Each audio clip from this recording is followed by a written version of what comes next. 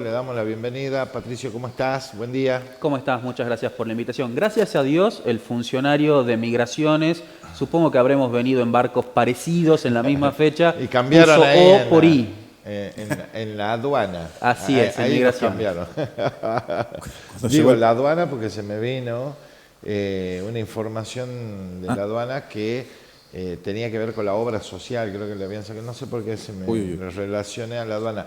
Patricio, bueno, más allá, ¿no?, de todos los conflictos que hay en el mundo, bueno, Argentina es particular, ¿no?, con lo que está pasando, con este fallo histórico también del Poder Judicial, de la Corte, y las repercusiones.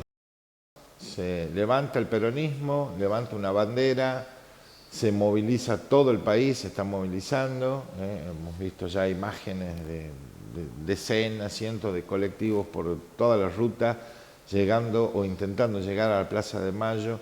¿Qué análisis? ¿Es un nuevo fenómeno? ¿Posiciona a Cristina Fernández de Kirchner como la última o la única dirigente en estos tiempos en defensa de los derechos del pueblo? Respecto al fallo de la Corte, desencadenó o detonó el momento que vos estás, Sí. que claramente difiere mucho del escenario que nosotros veníamos viendo en diciembre de 2023 a la fecha. Sí. Una sociedad, sobre todo, que en las últimas elecciones estuvo bastante apática a las urnas. Creo que la decisión de la Corte Suprema de Justicia de confirmar la sentencia de Cristina Kirchner viene a resolver un dilema para la democracia argentina que está en el artículo 1 de la Constitución Nacional. La nación argentina adopta para su gobierno la forma representativa y republicana. Representativa. Cristina Fernández de Kirchner, si algo innegable, es una fuerte pregnancia y un fuerte acatamiento por parte de la sociedad. O sea, representativa. Así es indiscutiblemente hoy, por motus propio y por motus de sus adversarios, la principal referente de la oposición en Argentina al gobierno de Javier Milei. Sí. Pero por el otro lado, tenemos la cuestión republicana, que tiene que ver con el rol de los poderes del Estado para dirimir las cuestiones institucionales, particularmente el rol del Poder Judicial. No la política. Exactamente. Lo que yo vi con la sentencia de la Corte, por lo menos con la confirmación de la sentencia, es que el Poder Judicial decidió romper una tradición que venía manteniendo de un tiempo a esta parte, que es no fallar sobre cuestiones políticas en años judiciales y confirmar la primera condena a una expresidente de la Nación de forma definitiva, sin que haya instancia de apelación superior. La historia esto. Totalmente. Hay que ver cómo queda en la historia.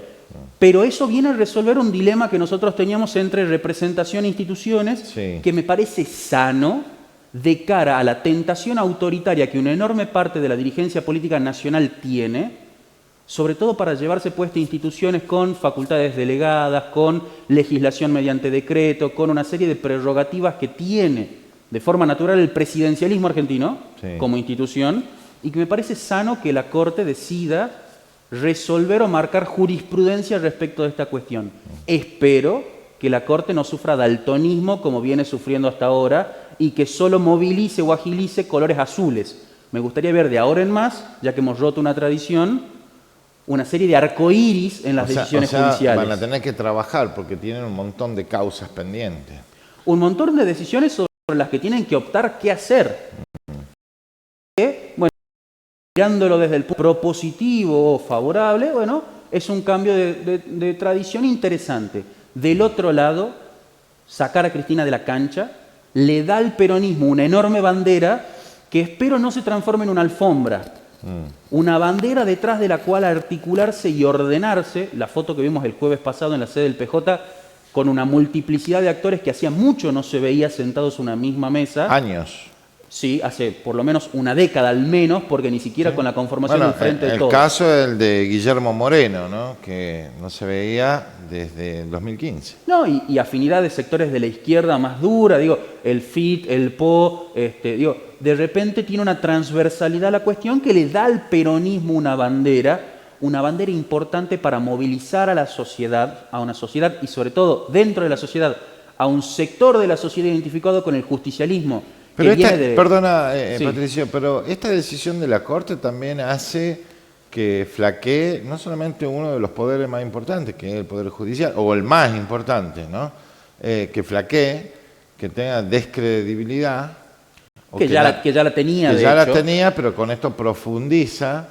Y la otra cuestión, me parece, como vos lo decías bien, termina metiéndose en una cuestión política, que se mantenían al margen. Hoy se meten en la cuestión política y está a las claras, por lo menos estos tres que integran el Tribunal de la Corte Suprema de Justicia, están jugando para un sector favoreciendo en el partido o inclinando la cancha, ¿no? O sea, es grave, eso debilita aún más nuestro democrático. ¿Lo debilita o no? Debilita o no en función de cómo sigue el comportamiento a futuro. Si el comportamiento sigue como y solamente vemos una tendencia a resolver o a fallar sobre determinadas causas que tienen un color político específico, entonces sí es un debilitamiento. Si lo que empezamos a ver es un arco iris, bueno, ahí de la democracia. Sí debo decirte que la resolución de la Corte Suprema de Justicia partió aguamente en la sociedad argentina. Hay un sector que siente que es una clara proscripción contra la presidente de la oposición, presidente del principal partido de oposición en Argentina, Cristina Fernández de Kirchner, y otro sector grande de la población que siente que es una condena justa y una decisión que termina por hacer justicia a una parte de la sociedad. Digo, volvemos a polarizar la discusión sobre la base de una decisión judicial que, aunque el nacional casi seguro hubiera preferido que se resuelva en las urnas, termina resolviéndose en una y tiene el mismo efecto. Lo vuelve a poner el principal vehículo de oposición al kirchnerismo. Pero se opone a un fantasma, se opone a una idea, se opone a algo que no va a tener la corporalidad que Cristina hubiera podido competir, no hacer más. Y por ahora, porque... Sí, a menos que salga un indulto que la propia Cristina dijo, quiero... Sí, no sé si un indulto presidencial. Esto me recuerda a Silva en Brasil, 2 años en Cana. Sí, pero sin inhabilitación perpetua. Claro, bueno, pero... Porque ahora Cristina tiene restringida su libertad y su derecho político. Sí. Va a recobrar el derecho a la libertad, pero su derecho político lo va a seguir teniendo. Pero también fue inédito que la misma justicia que lo condenó a Lula, No, y ahora lo condenó a Bolsonaro. Bueno, en prisión por atentar contra la institucionalidad brasileña. Se dio vuelta la tortilla. Mira, yo durante mucho tiempo asesoré y trabajé muy de cerca con gente de los entornos parlamentarios locales y nacionales. Sí. Y lo que cuando uno hace una norma, no tiene que pensarla como si uno fuera a administrarla, como si uno fuera a aplicarla o a utilizar esa herramienta, tiene que pensar que después puede venir otro que no tenga las mismas buenas intenciones que uno a la hora de promover la norma. Por eso tienen que ser más restrictivas posibles y lo más claras posibles respecto de los alcances. Esas normas ampliamente generales y con muchos grises favorecen a las personas que tienen algún que otro interés en aprovecharlas en determinado sentido. Hecha la ley es trampa. Sí, en el caso de que primero se haga la ley y luego la trampa. Sí. No que la ley venga a legitimar una trampa. Claro. Pero bueno, digo, en el entorno del peronismo lo que estamos viendo, por lo menos hoy, es que de cara a las elecciones de octubre, y depende cómo transcurra este mes, desde que Cristina efectivamente hoy se confirme que empieza a contar su periodo de prisión domiciliaria hasta las elecciones, cómo transcurre el primer mes, si eso se capitaliza en un elemento que me parece que puede ser sustancial a la hora de ver las elecciones de octubre, y es el peronismo logrará o no movilizar a su base de sustentación política, porque un bajo nivel de participación sobrerepresenta a las minorías. Digo, nosotros acá en el estudio 5. Los 5 representamos un 20% de todos los que estamos. Si de repente se van 3 y quedamos 2, y yo somos el 50%. Claro.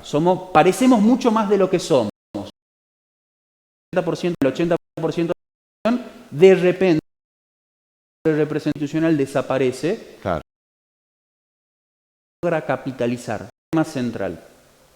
La centralidad que tiene Cristina, el jueves se conoció un numerito mágico, el número más importante en 5 años de historia económica de la Argentina, el 1,5% de inflación, Sí. pasó desapercibido. Porque Cristina tiene una centralidad inédita que puede ayudar al peronismo, pero que le ayuda mucho más a ella. Porque de repente ella vuelve a adquirir un rol protagónico, aunque no presencial, en la estrategia política del justicialismo. Claro, está en el centro de la escena, Cristina. Nunca más en el centro como ahora. Y eso puede afectar un conflicto interno que sigue, lo que te decía de la bandera del justicialismo, que no se transforme en una alfombra debajo de la cual poner las diferencias. Ahora viene otra discusión.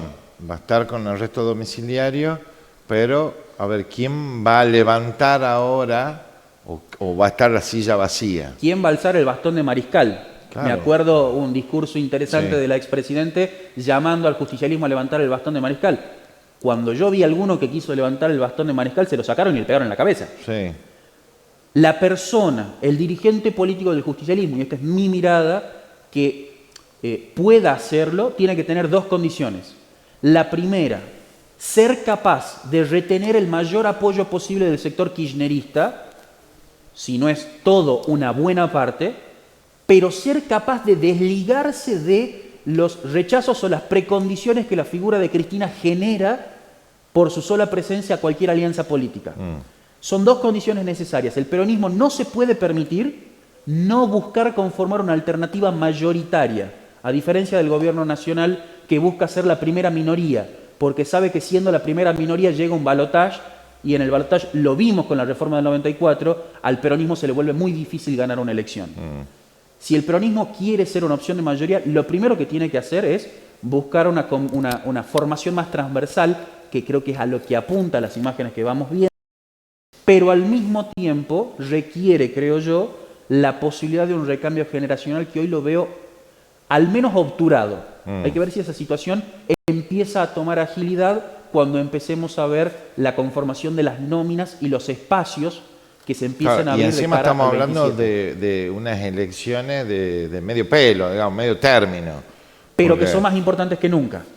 Estas hoy sí. Estas elecciones le pueden dar al gobierno nacional la posibilidad de olvidarse por completo del Congreso. Si el gobierno nacional logra 87 diputados, no requiere más del Congreso ni de cualquier aliado, sea gobernador, partido político, tiene dirigente. quórum propio. No quórum, capacidad de bloqueo. El presidente de la Nación puede gobernar por decreto de necesidad de urgencia y no habrá fuerza capaz en el Congreso de evitar que ese decreto salga o siga vigente. Si eso pasa, estamos hasta las manos, porque si hoy no tiene esa fuerza en el Congreso, lo viene aplicando como quiere, con el decreto de necesidad de urgencia, decreto, digo. Pero porque hay aliados ideológicos o pragmáticos que se los favorecen. Sí, los presionados, los mismos gobernadores, no digo todos, pero también, que es lo que pasó en la última votación. Estos 2 diputados, creo que era de Misiones, que iban a levantar la mano y no levantaron, y le generó con ficha limpia. Con ficha limpia, 2 senadores misioneros que venían siendo favorables al gobierno y de repente decidieron desaparecer de la sesión. ¿Qué pasó ahí? ¿No? ¿Le convenía realmente a Milei o no? El objetivo lo consiguió. Sí, era generar polémica. Exactamente. Nada más. Lo que hay que ver, no sé si es por una sola coyuntura electoral o porque empieza a cambiar la dinámica de relación con el poder central, si los gobernadores se van a mantener en el mismo esquema dialoguista o van a empezar a tener posiciones más confrontativas con el gobierno nacional. No, yo creo que no, que ya empezó una nueva era. Hay algunas señales que indican que vamos en ese camino. Yo las revisaría luego de que pasen las elecciones. Porque indefectiblemente estamos en un contexto de ¿Sabes lo que pasa? Electoral. Vos cuando analizás toda la imagen, ¿no? Todo el cuadro que te permite ver, digamos, no te quedás con el árbol, sino con todo el bosque, vos ves conflictos sociales por todos lados. Sí. Empieza a ver imágenes, ayer creo que lo decía acá al aire, de filas de gente ya buscando laburo. Años 90. Sí, elección del 95 de Menem. Bueno, pila de gente por un lugar en un bar.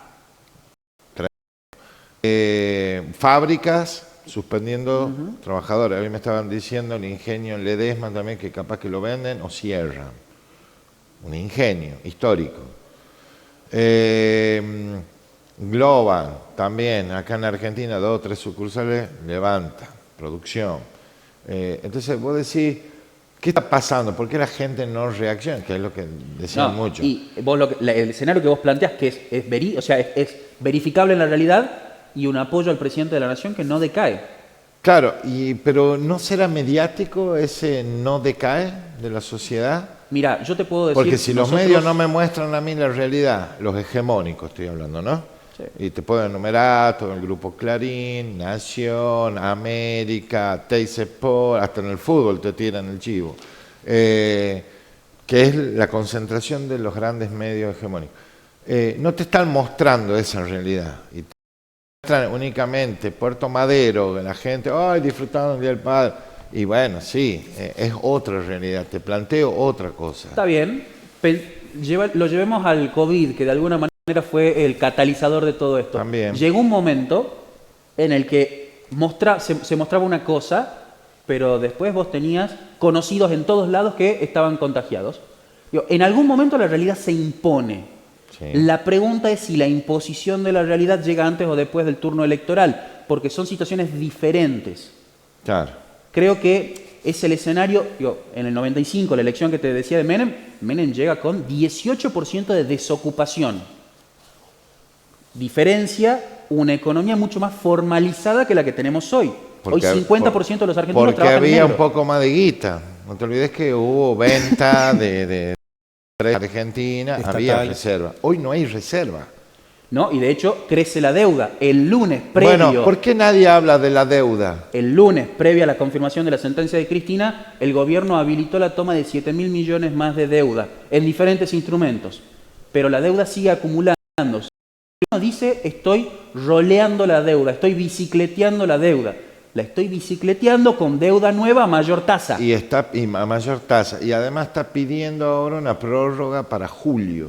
De la revisión del acuerdo con el Fondo Monetario Internacional. Claro. Sí, bueno, ahí yo con el fondo, honestamente, la verdad que los argentinos tenemos 24 acuerdos, de los 24 no hemos cumplido ninguno, no espero que el gobierno sea muy tajante. Bueno, pero no sé. Me gustaría que el gobierno no lo cumpla comprando reservas. Claro, porque ahí está el problema. Vos decís, no lo cumplo, no paguemos la deuda, primero los argentinos, ¿verdad? Le demos salud a la gente, a los jubilados los medicamentos, todo, no paguemos la deuda. Yo justifico, es decir, cuando tengamos guita, le pagamos. Pero no es así, te dicen, no te pagamos, pero refinanciemos y seguimos generando más deuda. Entonces, si vos generás más deuda, generás menos más riesgo país, perdón, es eso. Sí, lo del riesgo país no lo sé, lo que sí es muy claro es que con la toma de deuda, la deuda no la toma el Banco Central. La deuda está en el Tesoro. Es un cambio sustancial respecto de la responsabilidad, porque el Banco Central tiene que pagarlo con reservas, el Tesoro lo tiene que pagar con superávit. Y hemos visto que el gobierno, si algo no va a negociar, es el superávit a partir del ajuste. Claro. Un ajuste que al mismo tiempo estamos viendo que repercute en las provincias porque frena la actividad económica, frena el principal impuesto coparticipable, que es el IVA, y los gobernadores cada vez tienen más problemas para hacerse cargo de aquello que la nación decidió sacarse. Si está reflejándose en todos lados la floja recaudación, se empezó a bajar. Totalmente. Hay provincias que bajaron hasta un 40% de recaudación. Y vuelve a empezar el proceso de endeudamiento provincial que se había saneado en otros momentos con organismos internacionales. No me extrañaría que salgan de nuevo los BOCAD en el caso de Tucumán. Esperemos que no. Y bueno, esperemos que no. Bueno, pero sigue la deuda. Cuando vos generas tanta deuda, después, ¿de dónde sacás para poder cumplir? Digo, los empleados públicos. Claro. ¿Cómo cumplís si no tenés reserva, no tenés guita, o de alguna manera el gobierno nacional si te restringe realmente porque ya no simpatiza hasta ideológicamente, políticamente, o lo que sea? ¿Cómo hace? La primera respuesta es teniendo una ley de presupuesto. Bueno, pero Que si este país está. no lo tiene. No lo tiene. Que este país no la tiene por segundo año consecutivo. El primer año te lo entiendo. El segundo, me parece que fue una decisión política para tener autonomía y discrecionalidad en la ejecución presupuestaria. Y creo que si hay algo que cambia de esta relación, puede ser empezar por tener un presupuesto, porque no puede ser que un país no tenga la ley de leyes que estipula y garantiza el control posterior de lo que el gobierno hace con el dinero de todos, con la tuya contribuyente. Y me parece que en ese sentido, bueno, el Congreso, que se lo veía bastante proclive a seguir apoyando al presidente de la Nación, puede tener desde 2026 frente, me gustaría verlo, porque si hay algo, digo, en esta primera tensión que yo te marcaba entre representación y república, si hay algo que tiene la institucionalidad republicana liberal, es la división de poderes y el contralor cruzado de poderes. Guste o no guste, el Congreso de la Nación representa los diputados al pueblo de la Nación Argentina y los senadores a las provincias, a los estados federados. Me parece que un cambio en esa tónica puede ser interesante, sobre todo, creo yo, motorizado por aquellos que están viendo que la nueva polarización les come la ancha avenida del medio y las transforma en un pequeño pasillo por el que cada vez quedan menos. Bueno, es grave, ¿no? Lo que me hiciste acordar, no tenemos presupuesto, un desastre. Patricio, muchas gracias, ¿no? Al contrario, siempre es un placer. Diego, Dale. tenemos